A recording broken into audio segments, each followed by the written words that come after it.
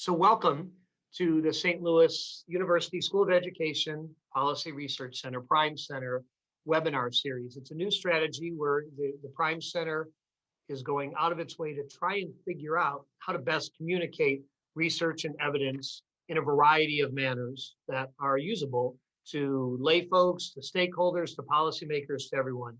And the webinar is our most recent strategy. Again, my name is Gary Ritter. I'm the Dean of the School of Education. I'm also a researcher at Prime and very excited about the work of Prime. This is our second webinar in the Prime webinar series. We're going to hold them monthly. Our next webinar will be held in late February, and it's going to focus on the history of racism in education and focus a bit even on St. Louis. And we'd love to have you register on the Prime website to get signed up. And follow us on Twitter. We're lagging behind in Twitter followers. We need some help. So spread the word. Try and get some folks paying attention to us on Twitter. Today's topic will focus on a very important question. We're going to look at the impacts of school discipline. It's been much studied and much talked about over the past few years. And in particular, I certainly have a particular interest, and many of us in the field have been focusing not only on trying to understand the relationship between school discipline and student outcomes, but perhaps more importantly, looking at the way that school discipline practices are levied perhaps disproportionately for students of different racial groups and of other different markers. So we're going to look, of course, as we live in Missouri, we're going to look at specifically disparities in our home state, but we're also going to talk about the evidence that exists and the relationships and possible impacts broadly across the United States. We're going to look at disparities as well. So let me jump right in and introduce our speakers. We're going to begin with Dr. Caitlin Anderson. Dr. Anderson will focus on school discipline policy and reform. She's an assistant professor of educational leadership at Lehigh University and a great colleague and a frequent collaborator with me, but please don't hold that against Caitlin. We also have Dr. Habiba Ibrahim. She's going to share an overview of the disparities in Missouri. Dr. Ibrahim is a postdoctoral research associate right here at St. Louis University. We're thrilled to have her. And she splits her time between St. Louis Public Schools and St. Louis University. And she's done a great job trying to connect town and gown, if you will. And finally, we have Dr. Jason Jabari. Jason's going to discuss the relationship between discipline practices and students' math achievement. Dr. Jabari is a data analyst at the Social Policy Institute across town at Washington University, and he's done a great job trying to help connect WashU and St. Louis University. So we're thrilled to have this team of researchers to present to you. After the presentations, we're going to open the virtual floor to questions. I would like particularly to invite questions from practitioners. Our researchers will be discussing their work, which in many ways is sort of from a 30,000 foot level, right? It's a policy level, looking at what the impacts are, what the relationships are in a variety of states or across the state, or however they're looking at it, but it's not necessarily on the ground. So you practitioners are able to see the impacts of these policies right on the ground level. So please, we'd love to hear questions and thoughts from practitioners as well. So enough of the intro, let's begin. Welcome, Dr. Anderson, and thank you for traveling virtually all the way here from central Pennsylvania. Yeah, thank you. It was a pretty quick flight, actually, from my bedroom to my office. Let me go ahead and share my screen. Can you all see that? Think so? Okay. Awesome. Well, thank you so much, both to Dean Ritter and to the Prime Center and to SLU for putting this together. I think it's a critical, important topic. And I have the pleasure of just kind of starting us off with a high-level overview of some of what we've learned in recent years from the research base, and also, I guess, at least in my own perspective, what I think some of the important remaining questions in this area are as well. So to give you a little preview of what I'm going to talk about, we know that there's these staggering disproportionalities in exclusionary discipline, particularly for Black students and students with this, but there's still a lot more work to be done to understand really how to solve this issue. Similarly, we know that there is a host of negative consequences that are correlated with exclusionary discipline. But one of the things that's important to keep in mind is that it's very difficult to estimate causal effects in this area. And this actually has important implications for what we think we should do instead of exclusionary discipline. Because it's not as simple as just replacing an out-of-school suspension with an in-school suspension, for example. That's not going to necessarily solve the issue. And so as states and school districts have been seeking alternatives, there is some evidence on these recent reforms, but so far, a lot of the results have been somewhat mixed, and more research, again, is needed. So to start us off, I just want to show some quick statistics about the disproportionalities. Black males are about 3.2 times as likely as their white male peers to receive at least one out-of-school suspension. And for Black females, it's actually worse than that. It's 5.3 times as likely as their white female peers. And as you might know as well, this also translates into huge disproportionalities in terms of the school to prison pipeline, referrals to law enforcement, criminalization, et cetera. But why might some of these gaps exist? Again, there's sort of a growing body of literature in this area, and we know that this is not solely due to differences in student behavior. We know that even when you're controlling for the type of infraction that students are written up for, Black students are still more likely to be excluded or to receive longer expulsions. But a lot of these disparities in terms of the consequences used are actually due to differences across schools rather than within. And so it's not necessarily the case that a principal is treating two students completely differently, but rather that Black students in particular are concentrated in very high exclusionary schools. It's also important to note that a lot of these disproportionalities are occurring at the referral stage. And in particular, Black students are much more likely to be written up for relatively subjective types of infractions that also might be much more common and more minor. So these are things like insubordination, disorderly conduct. You might refer to these as willful defiance. And so the problem here is that these are making up like 80% of suspensions, and then even conditional on being written up for one of these relatively subjective things. Some of my work with Dr. Ritter, we show that students are still more likely to be suspended as a result as well. So what might be contributing to this, in particular focusing on that referral piece? There's a lot of different factors, and there's, again, a kind of a growing body of work in this area. We know that the teacher workforce is disproportionately white, so a lot of this might come down to cultural conflicts between teachers and students. There are studies showing benefits of teacher-student race match, including a lower risk of suspensions for Black students when they have a racially matched teacher. Part of this could be due to the fact that teachers are just more closely watching or observing students of color, and particularly male students.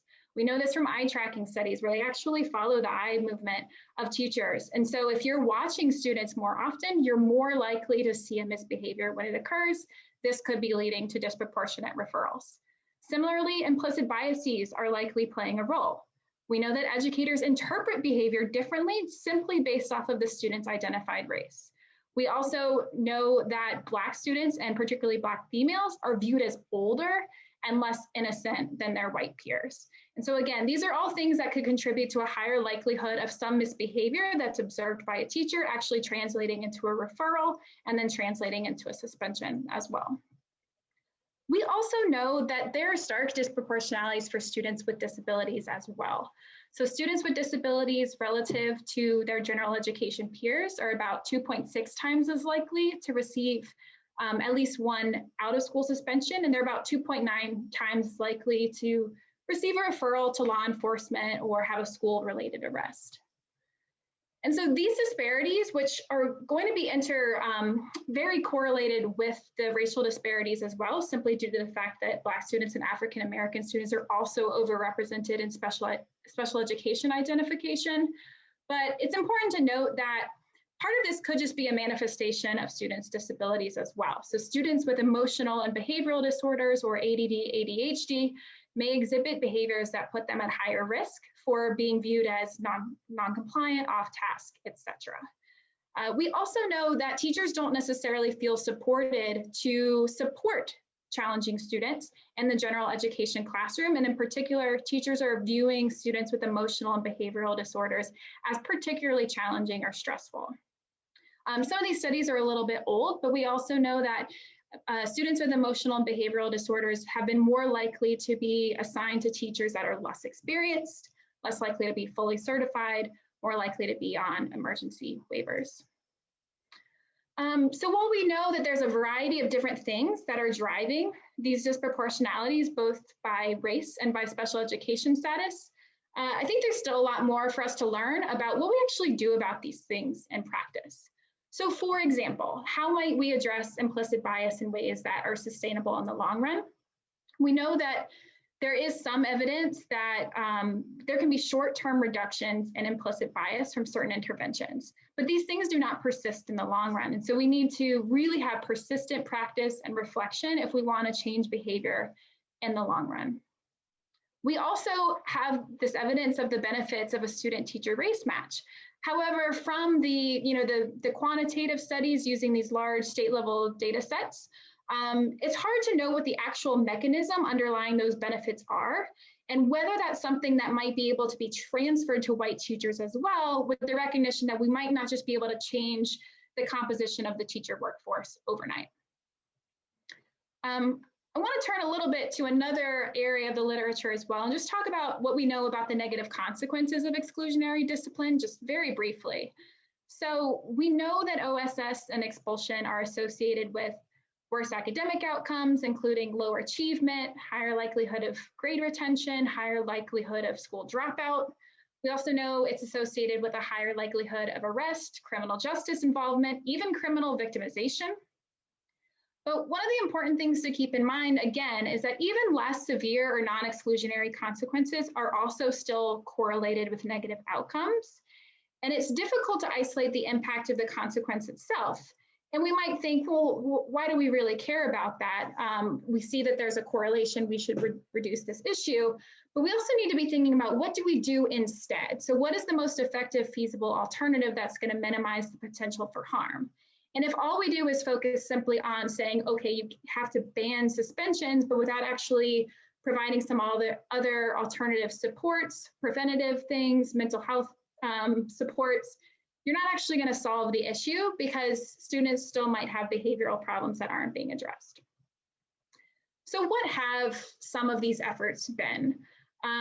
As you might be aware, many states and large school districts have passed laws or policies that limit suspension length. They might limit the grade levels at which suspensions are allowed. So it's quite common to limit suspensions in elementary grades, for example. They might limit the types of infractions for which suspensions are legal. And the evidence on these, it's a growing body of evidence, but it's still largely mixed, depending on what type of students you look at, what kinds of outcomes that you look at, and there's still more work to be done in this area. I think another important thing to keep in mind about some of these studies is that they often come from school districts like Chicago, Philadelphia, LA. So with Dr. Ritter, I've done some work in Arkansas looking at state issues, and I'm still continuing some of that work in Arkansas as well. But there's still more to be learned about the impact of these policies, particularly when we have state level policies that might still have inequitable implementation at a local level.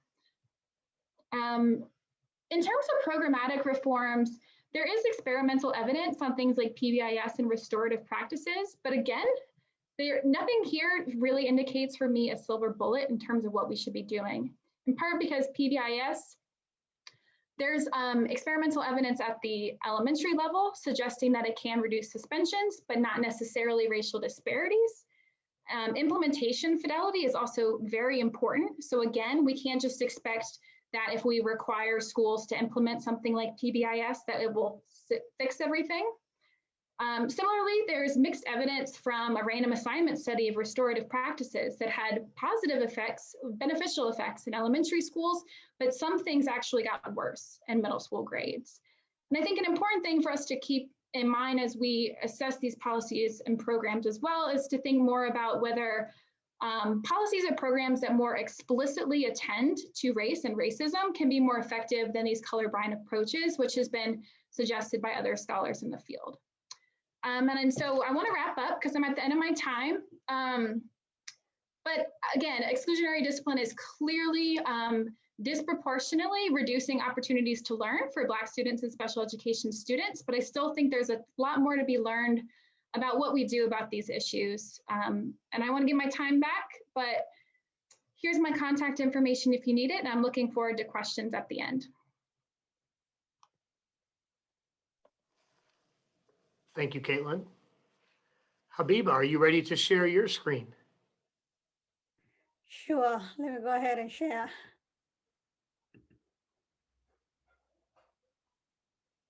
And we'll save questions till the end. Thank you all for joining us, and thank you, Dr. Anderson, for giving that overview of where disparities in school suspensions are. And given that we have seen where we are nationally in terms of disparities in school suspension, I will focus more closely in Missouri. So I'll be looking at differential disciplining in Missouri's public schools. What do we know of Missouri, and where do we stand locally within the state in terms of disparities? But also, where are we nationally? Are we doing worse off at the national level compared to the national? Or how is Missouri's disparities generally? So I will actually not discuss much on this because Dr. Anderson has given us a very good overview of national disparities across race and disparities across race and where we stand. So I'll just move ahead directly to where we are in Missouri. And unfortunately, in comparison to the national disparities, while studies are showing that rates of OSS are generally declining, both here in Missouri and also across the nation, we continue as a state, we continue to exhibit higher OSS disparities by race than the national average.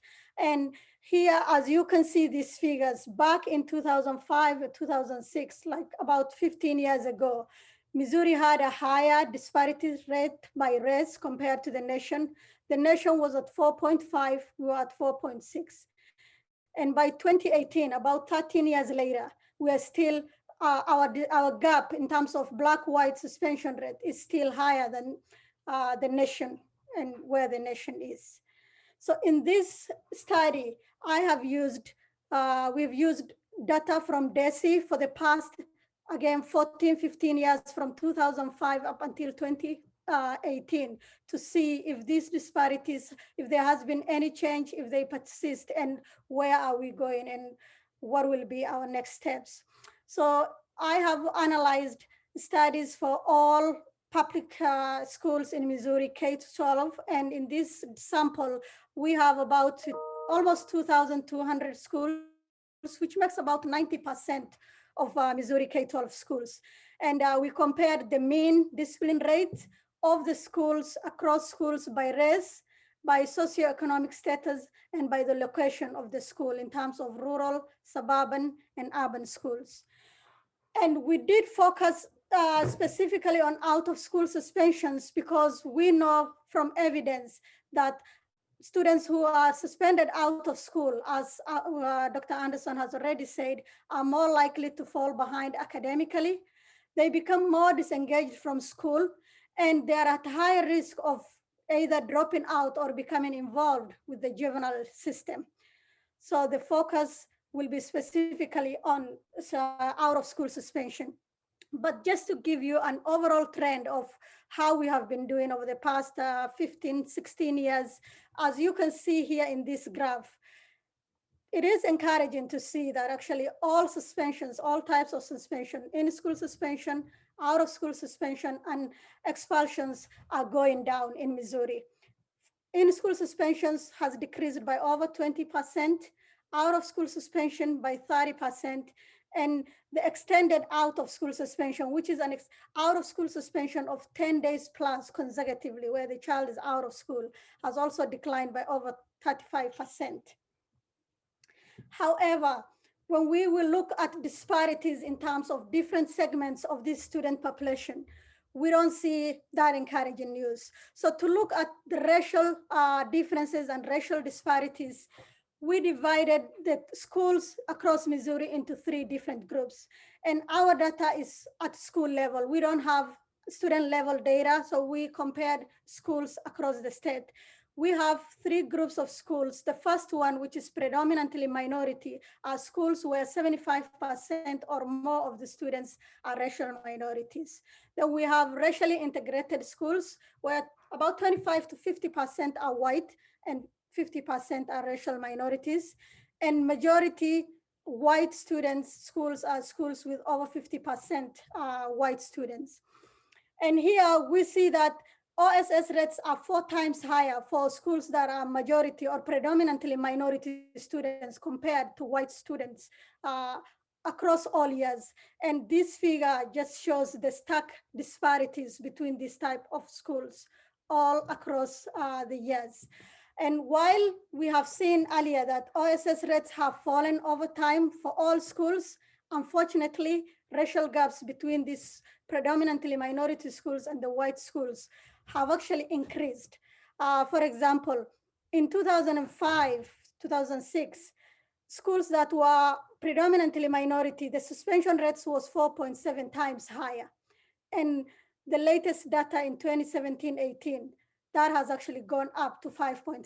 So the disparities between these schools is actually increasing over time, telling us that while the suspensions are decreasing, it doesn't necessarily translate to decrease in the disparities between these different groups.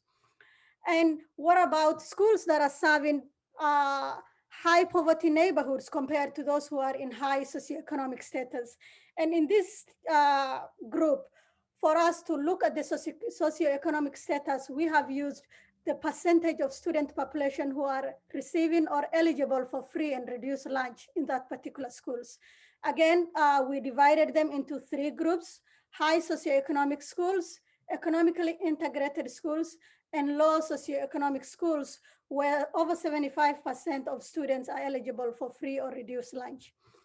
And we again see the same kind of disparities.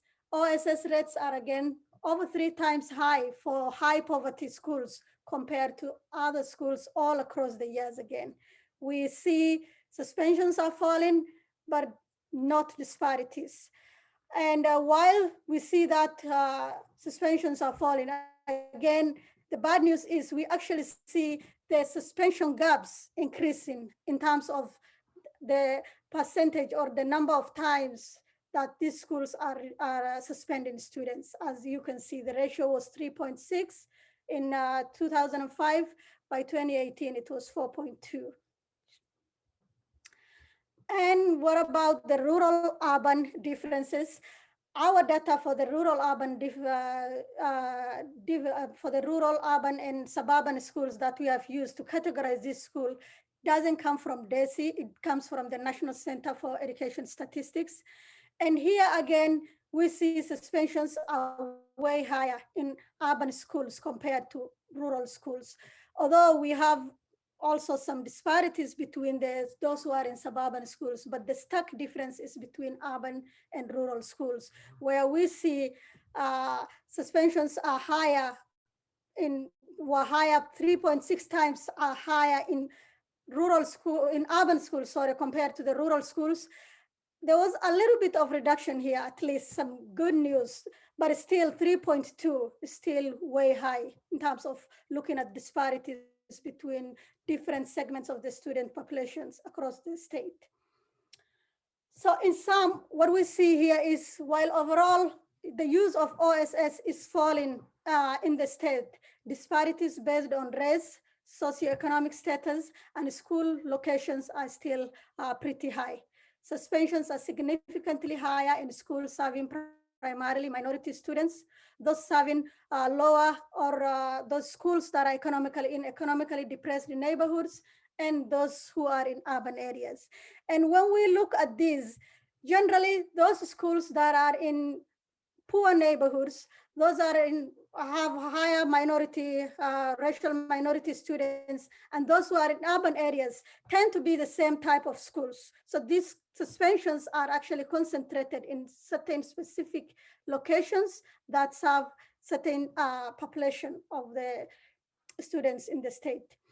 So currently we do have only school level data, and there's a lot of other in-depth analysis that we cannot do just using this school level data. So we're in the process of getting student level data from DESI, and that will allow us to do more in-depth analysis where we can analyze within the state of Missouri, both within and across school trends in terms of disparities in school suspensions. And we are also currently in the process at Prime Center of conducting a systematic review of research on alternative interventions for school suspensions. While we see the impact of suspensions and the disparities, we cannot just tell schools and teachers, okay, we have to stop suspending. So we are looking into what alternatives are there. How can schools deal with and teachers deal with classroom management and student behavior? So once we have this report ready, we plan to share with the local school districts and also schools across the state in either another webinar or just through our website and directly contacting those schools and sharing our report with them. So that is for Missouri, and here are our references. This report is also on Prime website as a policy brief. If you would want to read the whole report, please feel free to visit our website. And we will have questions at the end. Thank you. And let me stop sharing this as we move on. Thank you, Dr. Ibrahim. Thank you very much. And while Dr. Jabari is loading his slides up, let me just say as a dean of the School of Education here at St. Louis University, I'm really proud that our researchers, our faculty, and our research entities are doing important equity-related work like this. It really is fitting with the mission, and thanks for the good work.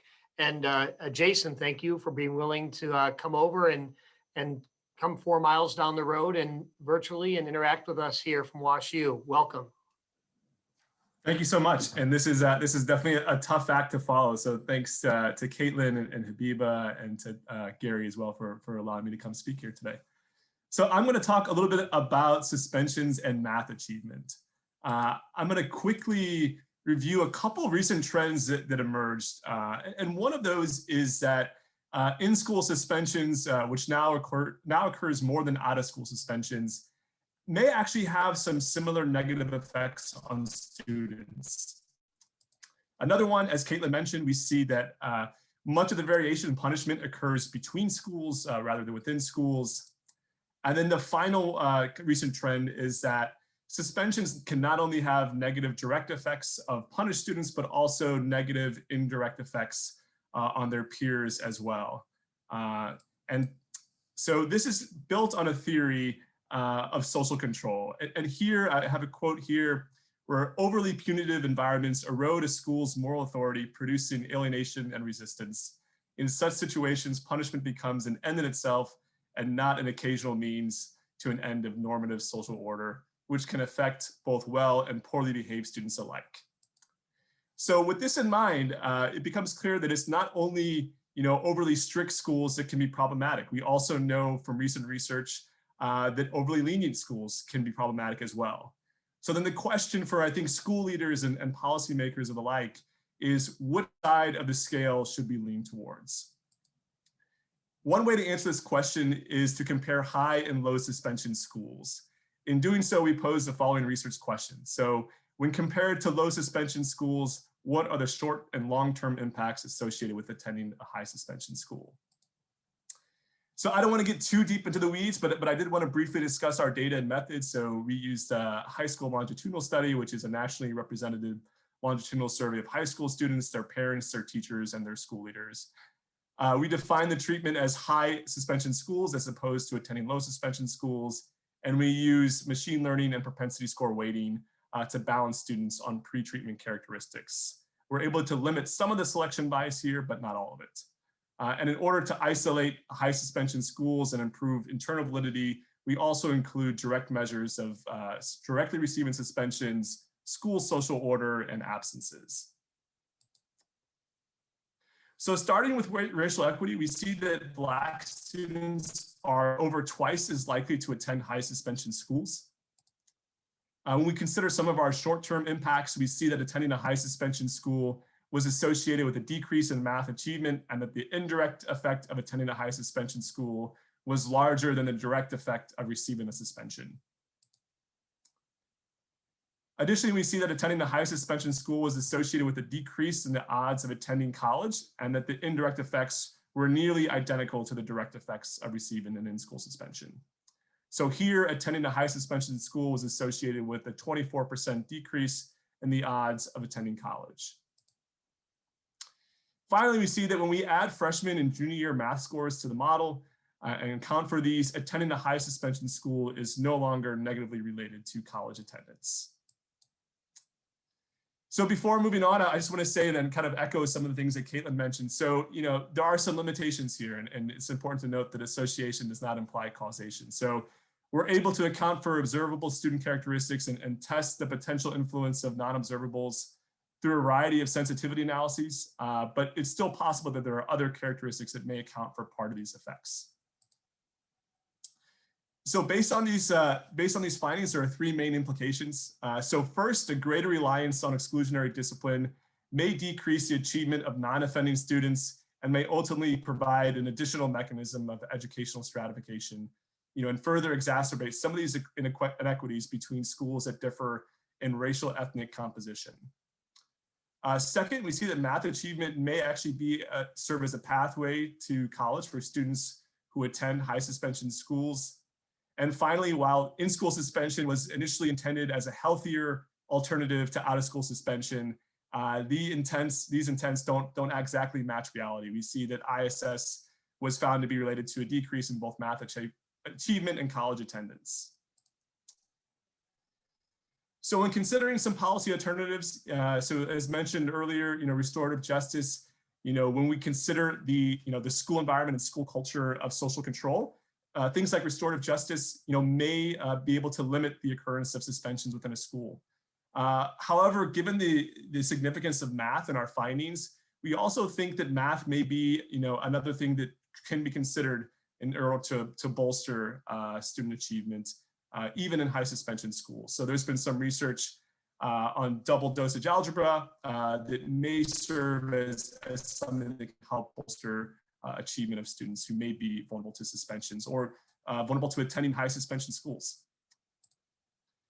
And finally, while alternatives are great at giving policymakers solutions to problems, I think public sentiment often requires interest convergence. So I think principles of interest convergence requires that we connect multiple trajectories and we all pay a price for the over-suspension of students of color. So for example, while suspensions have been linked with both dropping out and future arrests, suspensions can also contribute to some of the leaks in the STEM pipeline. So some previous research I've done has looked at suspensions as turning points and kind of turning folks away from careers in college and STEM. And I think this speaks to part of that interest convergence. We have some recent research that further illustrates this by trying to estimate what is the cost of dropouts and what type of costs can be attributed to suspension. So Marshbanks and his colleagues estimated that for a single Texas cohort, dropouts were estimated to cost almost upwards of $10 billion, and at least about $750 million to $1.35 billion could be attributed to suspensions in his analysis. And finally, I would say that there are different types of interest convergence that speak more directly to those who are indirectly affected. So beyond notions of an overcrowded prison system and an underdeveloped STEM workforce, I think suspensions are bad for students who are suspended is a much different message than suspensions are bad even for students who aren't suspended. And here's where I think we can actually move some of these policy discussions. And I think the research on secondhand smoke is a good example. I think it's not just enough to say that to demonstrate what are those direct effects of being suspended, but I actually think in order to move policy, the more we can speak to some of these collateral effects, I think the better we're able to kind of sway public sentiment here. So I just want to close with a shout out to my co-author Otis Johnson, the National Science Foundation, SLU Prime Center for having me and being able to speak to you today, and then the Social Policy Institute.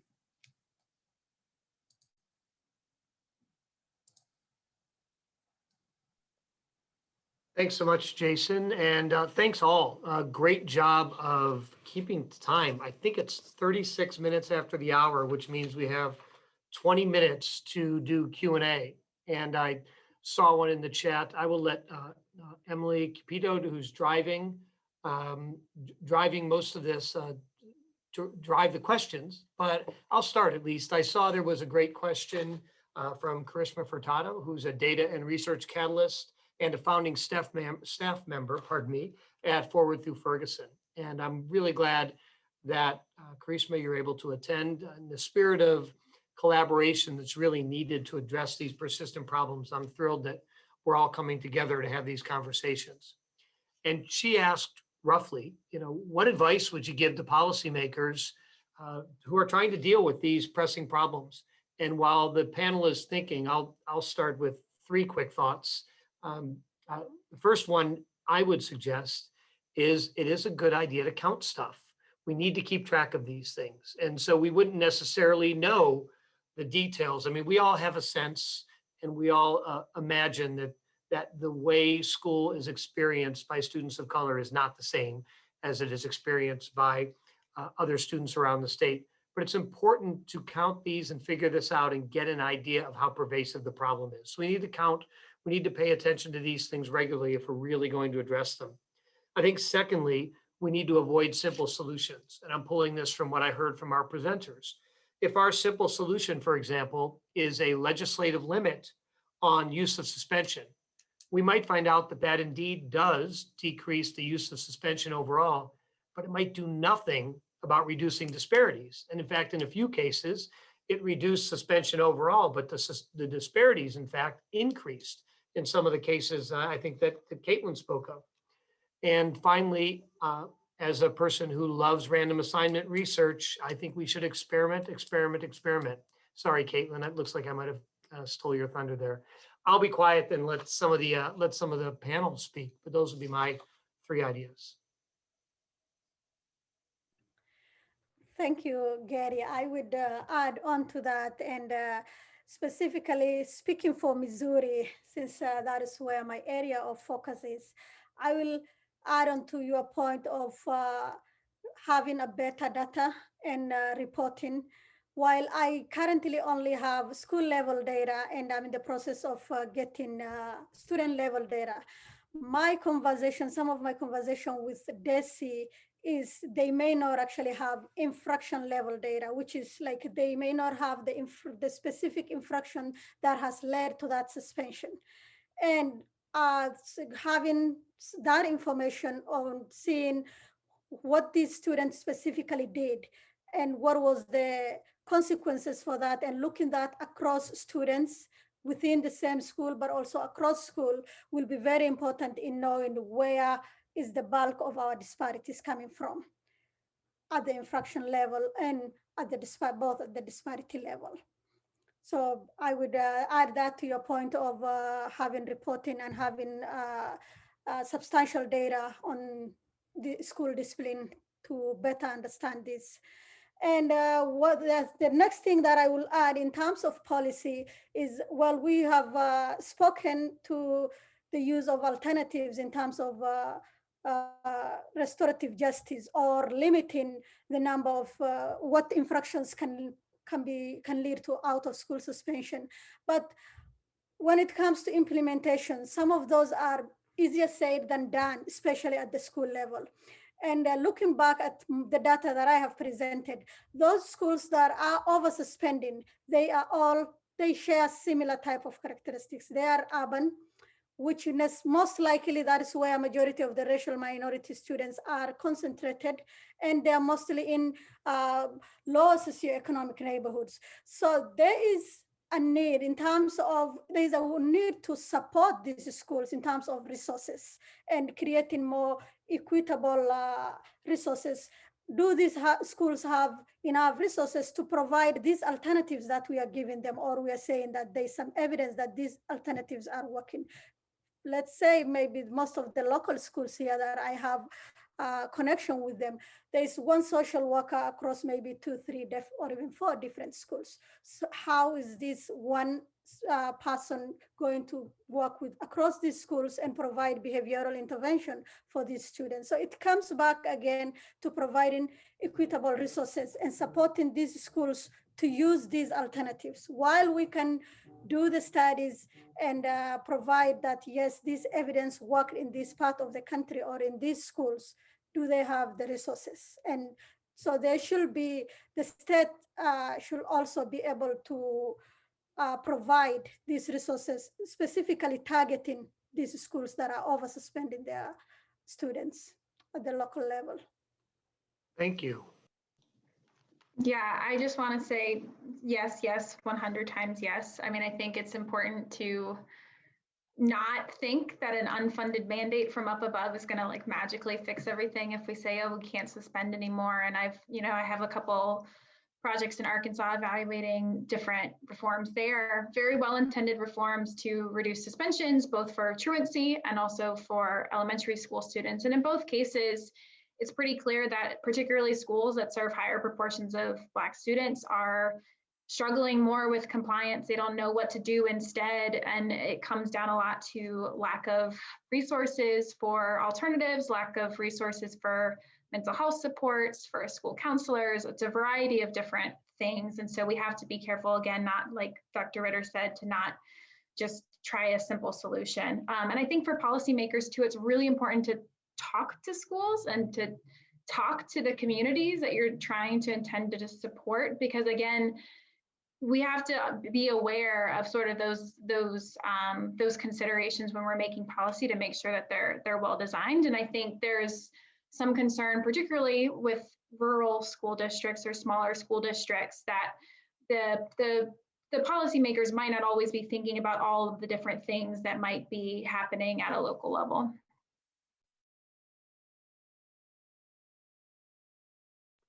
So it looks like Jason it's taken care of from the others, it looks like. So I didn't want to interrupt you, Jason. Thanks. Well, so we have another question in the chat, and the next question is from Theodore Wolfarth, who is the executive director of N-Team in DC. And I think Emily is able to give you speaking privileges.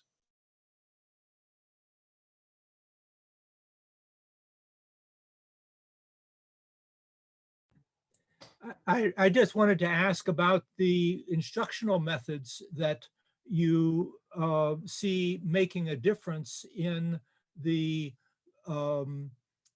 does it make any difference whether they're using cooperative learning, whether they're using things that more hands-on learning methods with regard to the discipline referral and meeting the needs of students from different socioeconomic groups? Panel. I can hop in here quickly. I would say, and I don't know exactly whether or not, cooperative learning, like in particular, has an impact there. But I would say, and I think this kind of speaks to what Caitlin was mentioning previously, like there's like a simple policy change is likely not going to have the effect that we want unless it's also complemented with what I assume is a cultural change within schools. So if we look at the research on restorative justice, it's not a simple policy, yes, no, implement. It's typically a cultural shift within a school and how they approach each other, like how students interact with each other, how students interact with the curriculum, how students interact with the teachers. So I would say that, for things like that, in my looking at the research on restorative justice, I think there's some promise there, but I would just suggest like those are, I think, more in depth and perhaps some harder things that take a little bit larger structural change within schools. And I think it speaks again to also the need to prioritize good experimental research in this area, like Dr. Ritter suggested, because of course the types of schools that pursue a certain type of program or reform or new effort, restorative practices, whatever it might be very different than the types of schools that don't want to do that and want to just continue suspending students left and right. And so you can't just compare them because they're not apples to apples, right? And so we need to continue to think about, if we're going to make policy decisions or even programmatic decisions, making sure we're using good causal evidence whenever possible.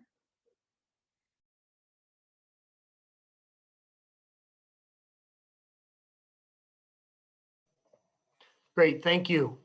Our next question is from Saris Chung from Skip NV. And Saris, you're going to verbalize your own question. There you are. Hi, everyone. Yeah, I guess you've kind of answered in some of the questions that have been answered before, but I guess my question was, yeah, what do we know about the alternatives? And could we possibly be focusing on the wrong problem? Like sometimes we talk about suspensions as being the leader to, you know, differential outcomes, but I'm wondering if there's been any work to talk about what is getting to those suspensions in the first place. It's easy to say no more suspensions, and that's what they did in St. Louis City. But when you talk to teachers on the ground, they discuss about the lack of, like you all said, rollout support and just other alternatives to address some of the behaviors that they're really trying to tackle.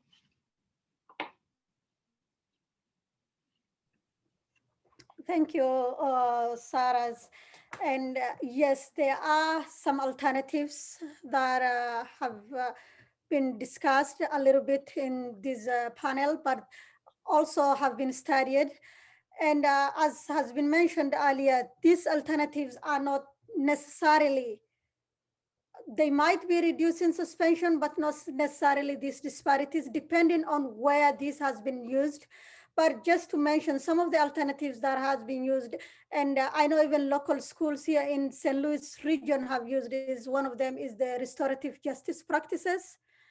And in Missouri, there is some support for at the state level for restorative justice or to use even these alternatives, but there is really no mandate for schools to use.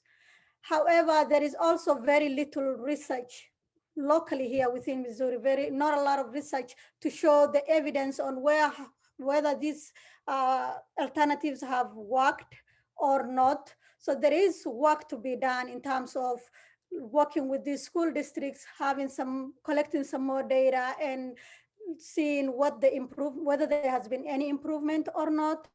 But one of them is restorative justice practices, which kind of it uses both different models of a whole school model where the whole school in some way they have a monthly classroom meeting or school meetings of just developing a culture of school, of changing the school climate to where there is more conversation between the adults and the students in the building.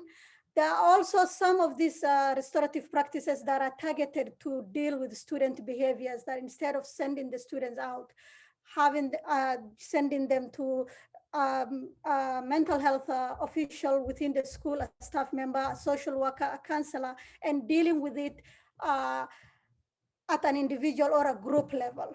So there is definitely a need to understand more on how these are working and what their impacts are. And so far, we really don't have much studies on that locally in Missouri. Thank you. I'll just interrupt for a second to say there are questions in the chat and then there are questions in the Q&A. So if any of the panelists want to jump in and answer live, because we don't want to, in case we miss some folks, we want to be sure to respond to everyone. And let me just ask for the next few questions, since it's 50 minutes after the hour now, we only have 10 left. Maybe we could turn to speed round responses so we get a little bit to everyone. Because I don't know about you on the panel. I just noticed now that there's an active Q&A alongside the chat. So I don't want to miss anyone who's been hanging on. So while folks are looking at both the Q&A and the chat, taking advantage of all the virtual technology we have at our fingertips, Keith Look from Institute for Student Achievement, you have a question for the panel. I do, thank you. Virtual learning expanded during the pandemic means that it's possible that we've seen either our last official suspension or we will see potentially a great reduction in the coding of suspension. Schools may choose instead to arrange for a student to learn via a different medium for a period of time. How can researchers prepare for this likely shift and still determine or measure the extent to which disproportionality may exist?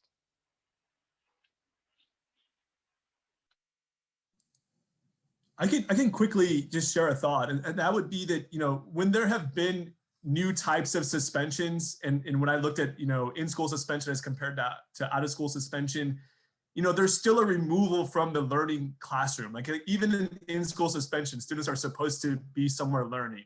From anecdotally, my own experience in the classroom, that's typically not the case. So I would say that I would give me pause to wonder, like in these, if there's a new method of suspension, I still think we're going to have, issues with impeding, learning outcomes for students. And I still think, I'm not exactly sure if that solves some of the disproportionality issues. So that would be just a quick thought there. So it sounded like part of the concern there is also just in the quality of the data for even identifying what is happening, which I think is a very real and important concern, and speaks again to the need to consider how we are reporting these things. Because I think at least the data in Arkansas that I've looked at, schools closed mid-March and there was like almost nothing reported after that. And that doesn't necessarily mean that nothing was happening, but almost nothing is reported, right? And so I think it's very difficult in those situations to understand what's happening, particularly given that schools' own comfort level, resources, capacity to report things is going to differ in ways that might also correlate with other important factors like, socioeconomic status and racial composition and those kinds of things. So I think it's a huge need, and it's a bit of a concern, particularly for researchers like us who often rely on panel data. There's going to be these years that you really can't compare the trends over time, but we need to continue to work on making sure that the data are detailed enough that we can use it at least at a school level to understand what's going on. Great. If we're going to move it at speed round, I'll just start jumping into the Q&A period, or the Q&A box as well. Karen Tickey here at SLU School of Education asked, what's the ability with the data we have to disaggregate between charter public and traditional public? And I tried to answer in the text box, but I'm not sure I gave a satisfactory answer. Does anyone, I can share, Karen, that indeed, it is possible to identify whether students attend charter public or traditional public, but I'm not aware if there are any obvious differences in the patterns of disciplinary policies or practices between charter public and traditional charter. But maybe someone on the panel could quickly add to that. Guess not. So resources like the U.S. Department of Education's Office for Civil Rights data collection does have school level data. And so if you're interested in comparing particular schools, that's a great resource. To identify, traditional public versus charter, you would have to probably do a bit of digging because I don't know that there's an indicator directly in there. In terms of comparability, I think there have been some concerns expressed that depending on the school context and legal issues, it's possible the way that things are being reported might be different in charter schooling contexts. And certainly I think there's conversations around things like no excuses charter schools, et cetera, that might rely on certain types of discipline strategies a bit differently. So again, I think we have to be aware that there might be some reporting differences that make it harder to compare. But you can certainly look up some of those data publicly available on the civil rights data collection. Caitlin, let me stay with you for a minute. Questioner in the Q&A, Maya Alcana asked, I'm curious about the policies that Dr. Anderson described in her presentation. Is there more guidance on what it means to be race specific versus colorblind that you would point us to? Yeah, so I think I was probably referring, and maybe I misspoke, this more with respect to programmatic alternatives, more so than policies per se. But this is the idea that if a traditional PBIS program can reduce overall suspension rates, but not racial disparities, then maybe we need to incorporate more culturally responsive practices. And so that culturally responsive PBIS has been one alternative suggested. Relatedly, I think that any program in a school that attempts to explicitly address issues of systematic racism, implicit biases, and those kinds of things, that's what I mean by something that attends to race, as opposed to just pretending that race doesn't exist and trying to reduce the rates overall without actually impacting the disparities. So just more of a centering of race as one of the key issues that we can't just avoid talking about it when we're talking about discipline disparities. I hope that addresses the question. More in Q&A. This one's from Cameron Anglem. Could you speak a bit, and I'm not sure to whom we're speaking, perhaps Habiba, can you speak a bit to cross-school but within district differences, i.e. might policy intervention efforts be most effective when targeted to specific schools within districts or to particular districts? So in terms of the data that we have in Missouri that I presented, we looked at between schools, not between districts. So the assumption is mostly that between, especially in urban areas and areas where students of racial minorities are highly concentrated, it's likely that these schools are similar across, but our analysis hasn't looked at between district. We only focused on between schools. It's definitely something that we can do with the data that we have currently. And also, once we receive the student level data, we can provide some more in-depth analysis. But so far, the analysis that we have done only answers between school differences. Thanks, Habiba. I have an attempt to try and wrap it up. We're at 1:57, and there are 2 or 3 interesting questions left, and they were all interesting, and we apologize if we didn't get to you. I'm going to read a couple of those questions and just ask each of you to give each of the panelists to conclude with sort of 30 seconds of whatever you think is important, either the key thing from your talk that you'd like to leave us with, or respond to one of the questions, whatever you want. But the last couple of questions, there's in the Q&A, there was a really nice long question about the alignment between community and schools. And what if disproportionality rates in schools are reflective of what's going on within the community? Then to what extent are schools simply the thermometer of disproportionality or the manifestation? How are they just, again, showing what's happening, or can they be a lever for greater change? And forgive me, Anonymous, if I did not translate that well. And there's also a question which you could refer to if you wish, about a little background on the implicit bias studies that are interesting. So Jason or Habiba or Caitlin, who would like to go first and begin to wrap us up? And then we'll end with Emily with a final thank you and goodbye.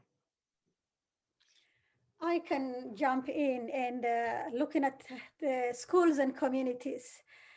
Well, one thing that we know is these schools are part of a larger ecosystem. They are part of these communities, and they reflect the communities where they exist in. And what we see from what I have presented is schools that are in poor neighborhoods in low socioeconomic status use suspensions higher, which again comes back to the issue of resources within the community, issues of equitable resources across communities, across schools, funding for the schools. And yes, I would say I'm not going to definitely get anything deep into funding because that's not my area of research. But yes, schools reflect the communities where they are in, and they are part of that larger ecosystem. And if the schools have to improve, then we'll have to improve the ecosystems where they exist, where those kids are growing up. And there's a large body of research on neighborhood effects on schools and students' outcome.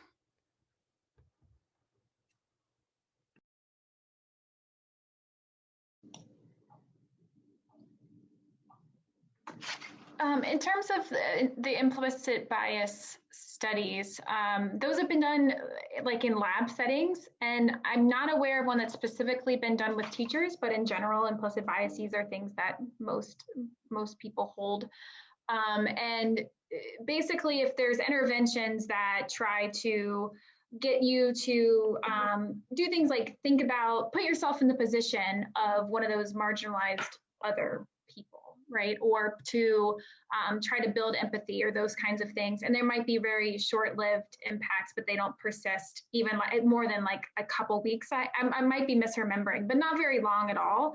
And so again, it's this kind of thing where you have to constantly revisit it, reflect on it, and attend to it and be aware of it, because unfortunately implicit biases are implicit. We don't know about them. They're constantly bombarding us. And so unless you're actively trying to acknowledge and attend to them, they're going to come out at different points. Yeah. Jason. Very quickly, I'll just say, I would say it's important to think about multiple trajectories. I think as important as like the school to prison pipeline, raising awareness. I also think, the trajectories of suspended students are falling out of the STEM pipeline, can kind of bridge a larger convergence of interest across individuals. And I think the more that we can speak to some of the collateral effects and to do that very rigorously with some, RCTs and things like that would be great. So yeah, that's it. Thank you. Thanks, everyone. Thanks so much to our excellent panel today. I've learned a lot in your presentations, and I'm sure the attendees did as well. Small plug for people to go to our website at sluprime.org, SLUPRIME.org. You can sign up for our newsletter there, and you'll get emails once we have new webinars. There's also a section just on the webinars where you'll see a recording of this one and all of our past webinars. Our next webinar is planned to be on the history of racism in education. We're planning that towards the end of February. We don't have a date yet, so you'll have to follow our newsletter to find out exactly when and to register. Please tell your friends and colleagues about us. Always happy to be connected, especially to policymakers and practitioners in Missouri. So at the end of the day, you all are the ones we care about affecting. So we'd love to share evidence and research with you. Thanks so much. Have a great day, everyone.